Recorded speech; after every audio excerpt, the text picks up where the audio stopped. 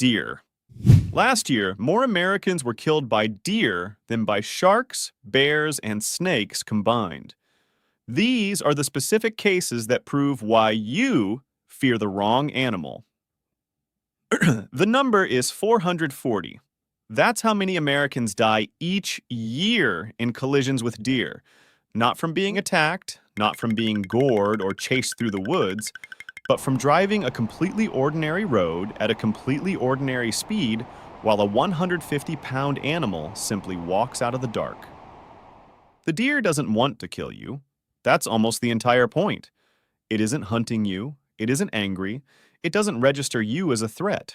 It's just standing there in the middle of the road, staring at your headlights with what can only be described as placid, luminous stupidity. And you swerve. Or you don't. Either way, the math doesn't work out in your favor. In West Virginia, the odds of hitting a deer are 1 in 40. Not 1 in 1,000, 1 in 40. That's not a rare accident. That's practically a scheduled appointment. Peak season is November, when deer move during mating season and the days have shortened enough that most commuters are now driving home in complete darkness. The combination of biology, bad road design, and genuinely terrible timing produces around 2.1 million deer vehicle collisions every single year in the United States. That's $10 billion in economic damage, 59,000 injuries, 440 deaths.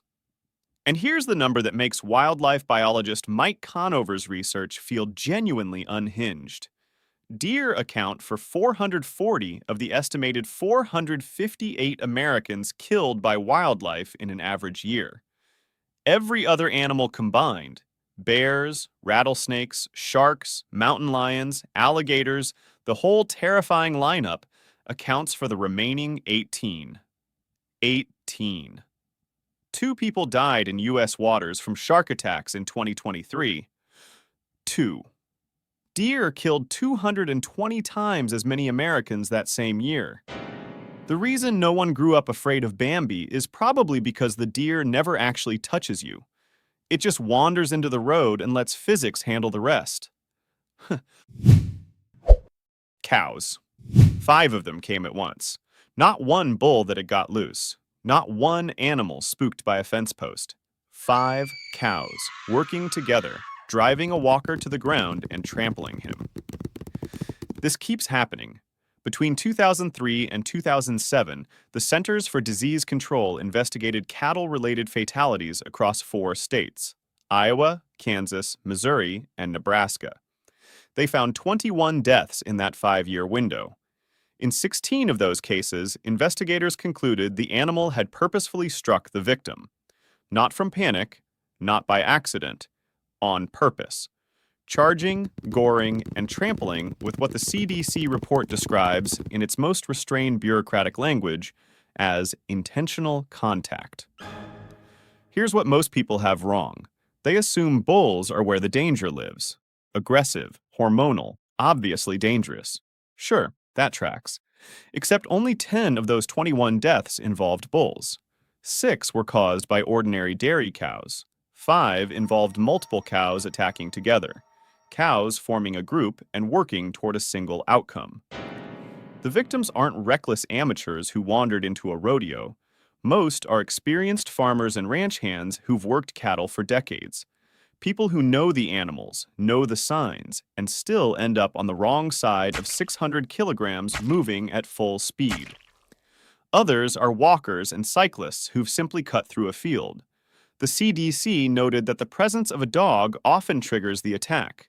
Cows read dogs as predators, and when the herd feels cornered, they don't scatter, they charge.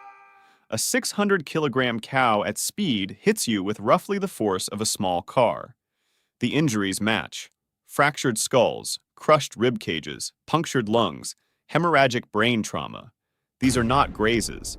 These are categorically different from what you picture when someone says farm accident. Cows kill around 22 Americans per year. Sharks kill 5. The UK's health and safety executive, after reviewing decades of fatality data, declared cattle the most dangerous large animal in Britain. Horses. A horse kick generates around 2,000 pounds of force, delivered through a hoof roughly the size of a human hand. That's enough to cave in a car door. It has, on documented occasions, caved in a skull. Horses aren't predators. They have no venom, no claws, no particular appetite for conflict. What they have is 500 kilograms of pure muscle, a nervous system calibrated to flee or fight at the slightest provocation, and hind legs that function, in moments of panic, as high-velocity weapons. When a horse is startled, it doesn't deliberate. The kick comes first. Everything else is secondary. In the United States, horses kill roughly 20 people per year, a figure that has been consistent for decades. What's less intuitive is who dies. It's rarely the cautious first-timer. The people killed around horses are, overwhelmingly, the people who know them best.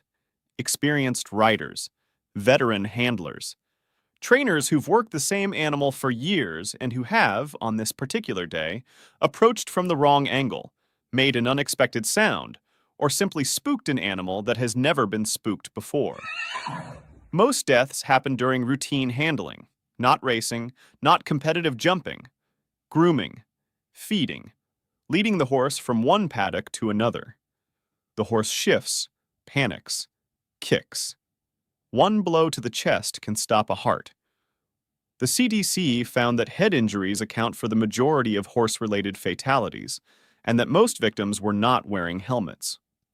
On May 27, 1995, Christopher Reeve, who had played Superman in 4 films, is thrown from his horse, Buck, during a cross-country equestrian competition in Culpeper, Virginia. The horse refuses a jump.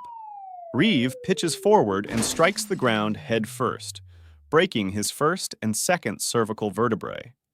He is paralyzed from the shoulders down. He lives that way for the remaining 9 years of his life. Anthony Hensley.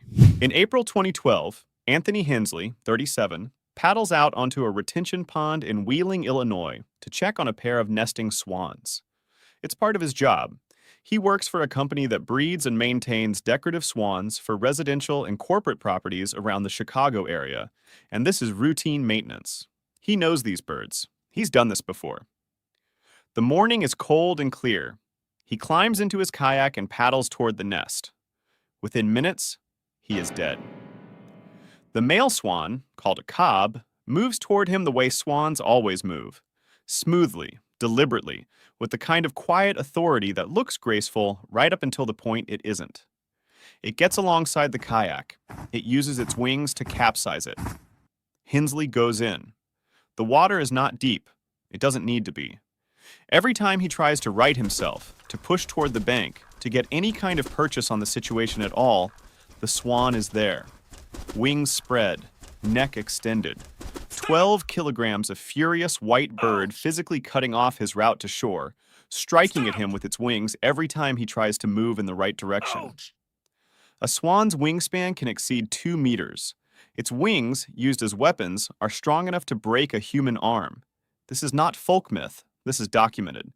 They are also, it turns out, strong enough to keep a grown man in the water long enough to drown him. Hensley never made it to the bank. His body was found in the pond later that day.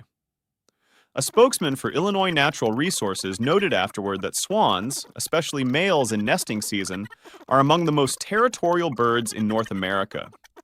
Neighbors had complained about this specific bird for some time. Reports had been filed. Nothing had changed. There was apparently no procedure in place that treated an aggressive nesting swan as anything other than a minor nuisance. The company later had the swan euthanized. The swan had weighed approximately 12 kilograms. Anthony Hensley had weighed approximately 77. The swan won. Rabbits.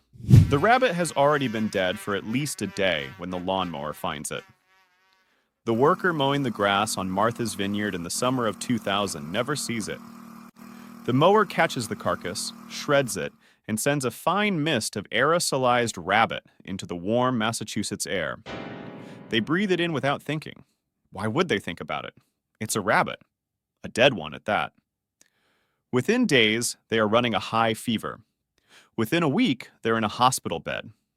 Within 2 weeks, a doctor who has read enough obscure medical literature is looking at a chest x-ray and quietly saying the words pneumonic tularemia for perhaps the first time in their career. Tularemia is caused by Francisella tularensis, a bacterium so small and so aggressive that the CDC classifies it as a Category A bioterrorism agent, in the same tier as anthrax and smallpox. You don't need a bite, you don't need a wound. In its pulmonary form, inhaling as few as 10 individual organisms is enough to cause infection.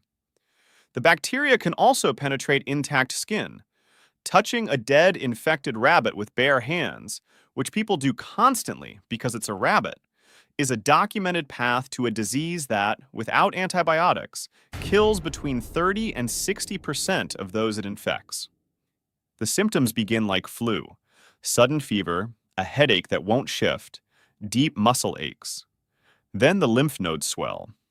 Then, in the pneumonic form, the lungs begin to fill. Chest x-rays show what clinicians call bilateral infiltrates, spreading across both lung fields like something slowly dimming the lights. Between 2000 and 2003, 11 people on Martha's Vineyard developed pneumonic tularemia. All of them had been mowing lawns over infected rabbit carcasses. One died. Francisella tularensis has been developed as a bioweapons agent by multiple governments. It has been researched for potential use in warfare, classified, regulated, feared at the highest levels of military biosecurity. Giraffes. At some point in the past decade or so, wildlife parks started offering giraffe feeding experiences. You walk up a wooden platform, the giraffe descends toward you, all 5.5 meters of it, folding at angles that seem structurally inadvisable, and takes a leaf from your hand with a tongue the color of charcoal and the length of a school ruler. People photograph this. People post it. Nobody standing on that platform is thinking about lions. They probably should be. A giraffe's kick delivers roughly the same force as a horse's, around 2,000 pounds of pressure through a hoof the size of a dinner plate. A lion struck squarely by that kick dies. This is not a dramatic outlier. Lions are killed by giraffes with enough regularity that experienced wildlife guides treat giraffe proximity as a genuine safety consideration when planning routes in the bush. They factor it in. They've seen the aftermath. What's less discussed is the neck. A giraffe's neck weighs around 270 kilograms. In fights between competing males, a behavior researchers call necking, one swing of it can knock a rival giraffe unconscious. It is not decorative. Nothing about a giraffe is decorative. It's just built in a shape that reads as harmless. The kick arrives from 5 meters up, which means it doesn't only carry 2,000 pounds of force, it carries height, the geometry of a pendulum released from a building, swinging downward. It doesn't need to be precise. Anywhere it connects is enough. In game reserves across South Africa, giraffe attacks on rangers and guides are recorded every year. In 2015, a game ranger in the Limpopo region was killed while attempting to relocate a giraffe. One kick. He did not reach a hospital in time. The giraffe moved away afterward at its usual unhurried pace, swaying, long-necked, faintly ridiculous looking, into the dry thorn veld.